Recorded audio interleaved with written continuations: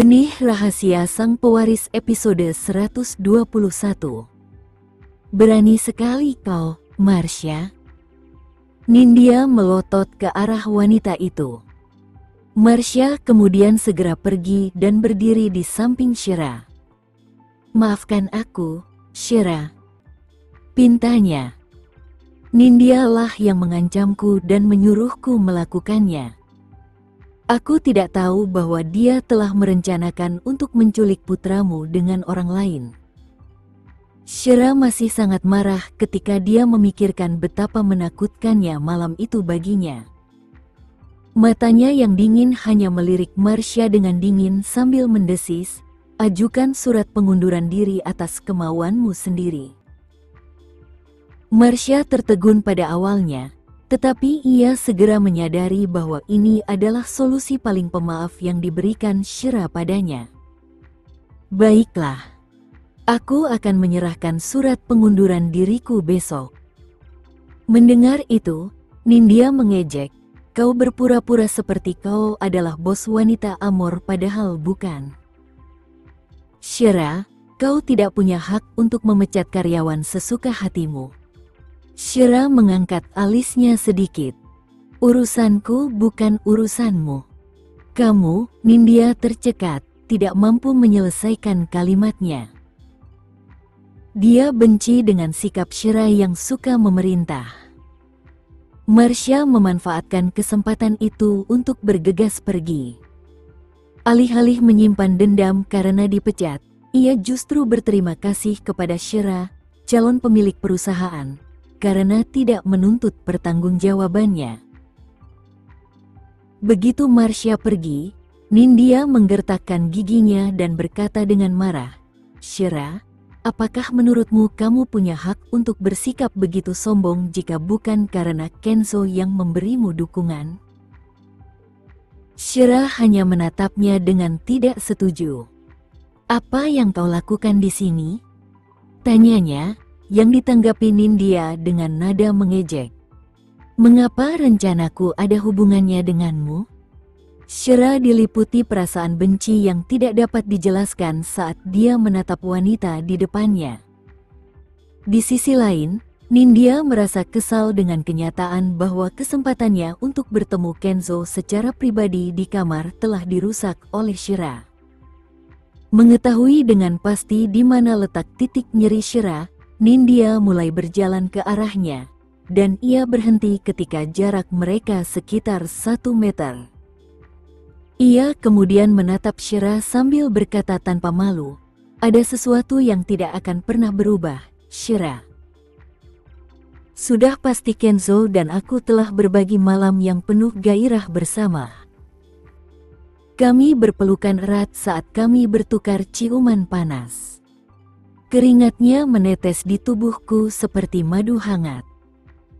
Aku masih ingat betapa tak pernah puasnya ia sampai-sampai kami harus melakukannya lagi dan lagi." Wajah Shira mulai menegang, dan ia merasa seperti ada sesuatu yang tersangkut di dadanya dan membuatnya merasa tidak nyaman. "Aku tidak akan pernah melupakan malam itu seumur hidupku." Nindya menambahkan dengan mata menyipit dan ekspresi nostalgia muncul di wajahnya. "Apa yang bisa dipamerkan?" Shira mencibir. Bibir Nindya melengkung membentuk senyum saat ia melihat Shira bereaksi. "Kau bukan wanita yang polos bagi Kenzo. Ia akan selalu mengingat bagaimana kau tidur dengan pria itu beberapa tahun lalu. Lagi pula, tidakkah kau tahu bahwa Kenzo tidak menyentuh wanita yang kotor?" "Diam kau." Ekspresi Shira semakin menggelegar saat itu. "Aku boleh diam, tapi apakah diam bisa mengubah apapun? Apakah Kenzo benar-benar tidak peduli bahwa kau melahirkan anak yang menyebalkan? Tidak ada satupun pria, terutama seseorang dengan status seperti Kenzo, yang suka membesarkan anak orang lain." Nindya mencibir. Karena tidak ingin mendengarnya berbicara sedetik pun, Shira mendesis, "Apa kau sudah selesai bicara? Kalau sudah, Sebaiknya kau pergi saja. Tak terpengaruh oleh kemarahan Shira, Nindya terus melontarkan kata-kata berbisa. Aku kasihan pada putramu. Dia tidak akan pernah tahu siapa ayahnya, dan lebih buruk lagi, dia tidak akan pernah tahu bagaimana dia dibawa ke dunia ini. Tangan Shira sudah terkepal, dan dia harus menahan amarahnya saat dia menggeram. Jangan biarkan aku menyakitimu dengan wajah palsumu ini. Nindya hendak melangkah mundur ketika ia mendengar pintu kamar pribadi Kenzo berbunyi, seolah-olah sedang dibuka. Pikirannya yang cepat membuatnya mengangkat tangannya untuk mendorong Shira, yang membuat Shira mendorongnya secara refleks. Ah! Nindya langsung menjerit kesakitan saat dia duduk di lantai, mengeluh. Shira. Dia menyeka air matanya sambil bergumam, bagaimana kau bisa memukulku? Apa salahku? Shira terkejut pada awalnya, tetapi ketika dia menoleh dan melihat Kenzo keluar dari ruangan, dia langsung mengerti apa yang sedang direncanakan Nindya.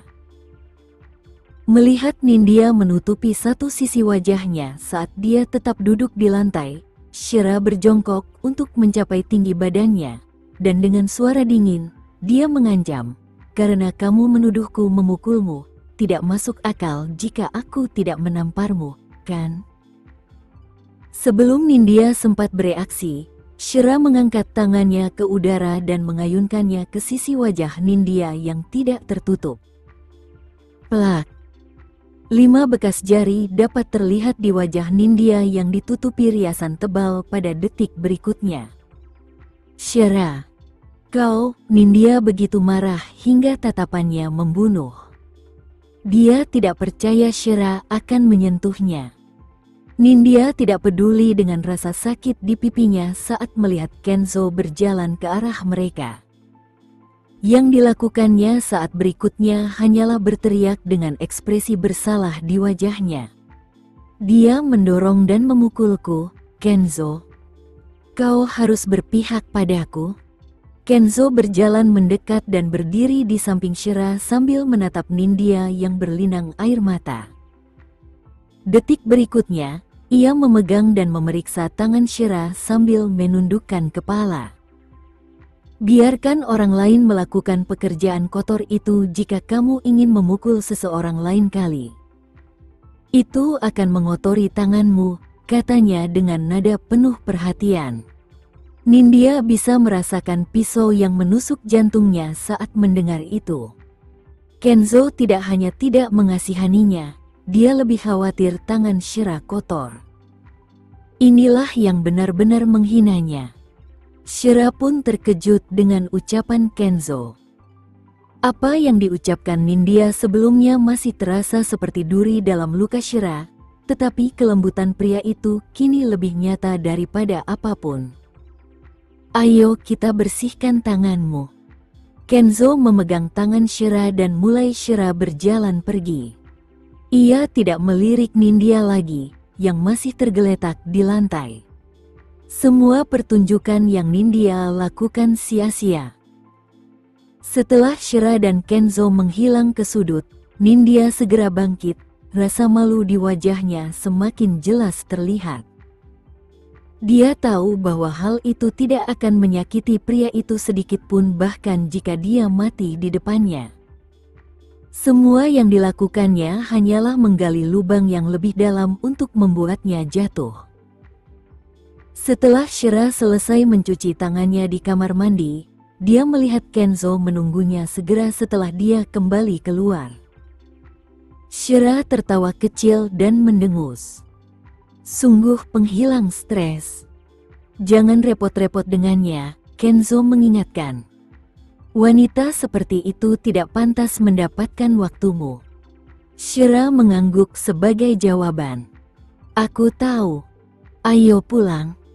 Sudah waktunya menjemput Leon. Kenzo kemudian memegang tangannya dan mulai berjalan menuju lift. Rombongan pengawalnya sudah menunggu dan siap untuk pergi bersama mereka berdua.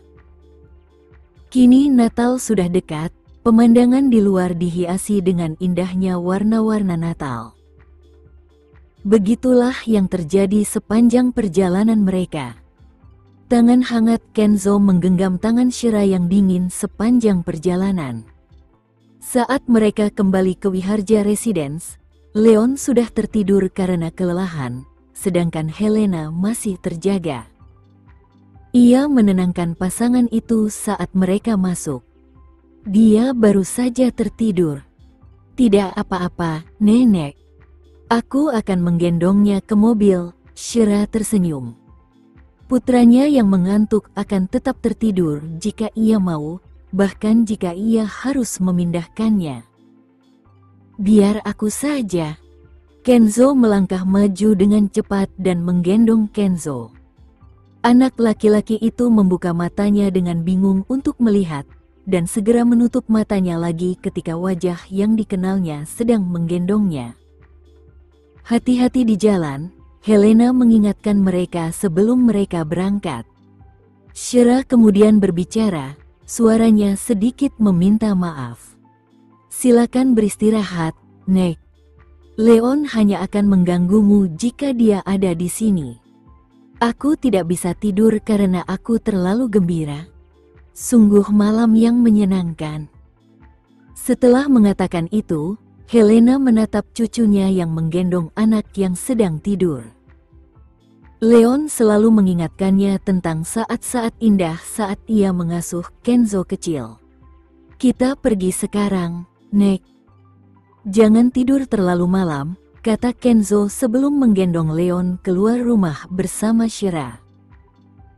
Setelah menggendong Leon ke mobil, bocah lelaki itu bersandar pada ibunya dan melanjutkan tidurnya. Leon tidak terbangun sepanjang perjalanan kembali ke villa, dan Kenzo, sekali lagi, yang menggendongnya kembali ke kamar tidur. Agak merepotkan bagi Shira untuk menggendong putranya dengan sepatu hak tinggi dan gaun malamnya, jadi ia berganti ke sandal sebelum kembali ke kamar putranya. Begitu dia masuk, hatinya serasa tercekat karena khawatir saat melihat Kenzo setengah jongkok di samping tempat tidur Leon sambil melepaskan sepatu dan kaus kaki anak laki-laki itu dengan ekspresi lembut di wajahnya. Perkataan Nindya sebelumnya telah menyakitinya bagai pisau. Tidak ada satu orang pun, terutama seseorang dengan status seperti Kenzo, yang suka membesarkan anak orang lain. Apakah Kenzo akan tetap memperlakukan Leon seperti anaknya sendiri jika dia menikahinya dan tidak melahirkan anak lagi? Meskipun Shira tidak ingin memikirkannya, itu adalah masalah nyata yang harus ditangani.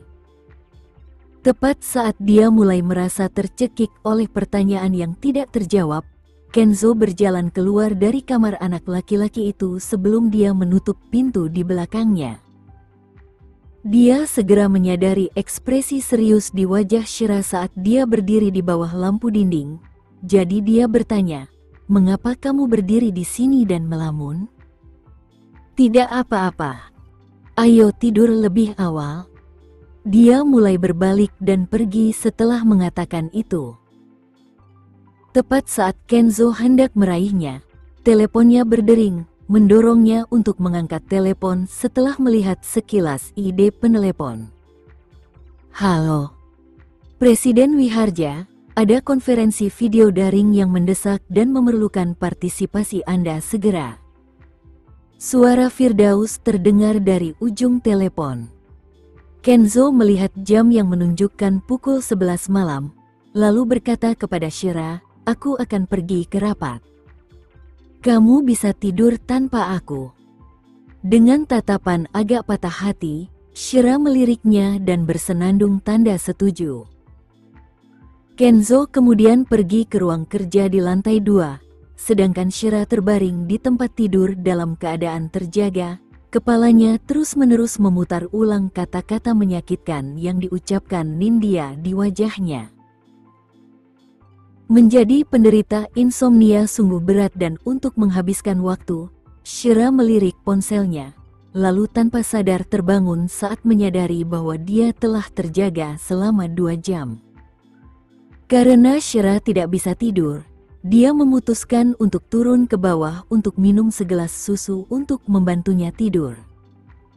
Sebelumnya, dia pergi ke kamar Leon untuk memeriksanya. Anak laki-laki itu tidak menendang selimutnya, dan tetap hangat karena tetap berada di bawah selimut hangat. Dia hendak turun ke bawah ketika tiba-tiba berbalik dan menuju ruang kerja. Dia tahu pria itu masih di dalam ketika dia melihat cahaya di karpet yang muncul dari bawah pintu. Shira mengetuk pintu pelan beberapa kali sebelum memutar knob pintu hingga terbuka. Meskipun ruangan itu terang benderang, Kenzo berbaring di sofa dengan mata terpejam. Dia lalu melangkah ringan ke sofa, dan jantungnya mulai berdetak kencang saat dia menatap wajah sempurna yang bersinar di bawah cahaya.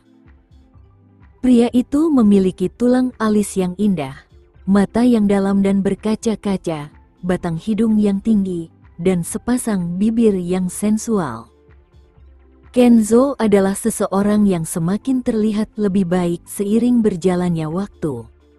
Apakah dia tertidur di sofa karena lembur? Pikirnya dalam hati. Melihat ini, Shira tidak dapat menahan diri untuk mengambil selimut dari lantai atas dan memakaikannya padanya. Tepat saat dia sedang menyisir ujung-ujung selimut, Kenzo terbangun karena suara itu. Dia kemudian membuka kelopak matanya yang dihiasi bulu mata yang panjang dan menatapnya. "Kenapa kamu belum tidur? Mengapa kamu tidak kembali ke kamar tidur untuk tidur?" "Aku tidak sengaja tertidur saat menunggu panggilan telepon." Setelah mengatakan itu, Kenzo duduk, mengulurkan tangannya, dan memeluknya. "Kenapa kamu belum tidur?" Aku bangun untuk menengok Leon." Dia tidak bisa memberitahu Kenzo bahwa dia menderita insomnia. Kenzo hanya menatapnya dengan tatapan penuh kasih sayang. "Cobalah tidur lebih awal." Ia kemudian meyakinkannya, "Aku akan mengunjunginya sesekali." Mendengar itu, Shira yang kepalanya bersandar pada detak jantungnya yang stabil, mengangkat dagunya sedikit dan berkata, "Kamu sangat baik pada Leon.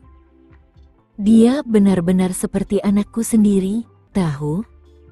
Aku melihat banyak sisi diriku dalam dirinya," Kenzo berkata dengan tulus sambil menundukkan kepalanya. Shira melingkarkan lengannya di leher pria itu dan berinisiatif mencium pipinya, membuatnya terkejut. "Terima kasih telah merawat anakku. Tidak perlu berterima kasih padaku untuk itu. Bukankah ini yang seharusnya kulakukan?"